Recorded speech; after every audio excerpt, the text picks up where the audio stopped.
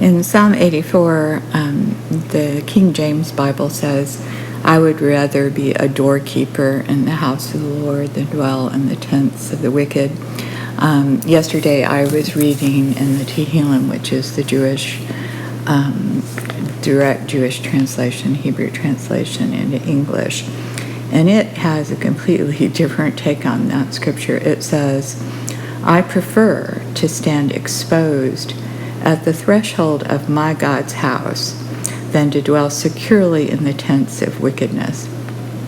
And that is a lot deeper connotation, because to draw near to the Lord is to say,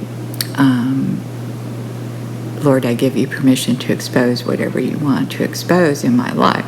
Now, I'm not saying you give other people permission to expose what's in your life, but as you draw to the threshold of God and coming into His presence is as annihilating of sin as it is of bringing glory. His glory annihilates sin.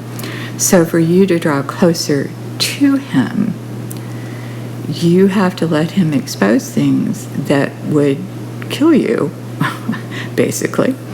And in that vein, I was thinking that one really cannot move forward in life without making a step toward God and making a step toward truth. I've thought about different family members at different times who seem kind of off in their own little imaginary worlds, and they're not going to get out, and other people too for that matter, they're not going to get out till they are willing to look at truth and to take a step forward out of their false thing that they're living in into a place of truth, which is of course God leading them.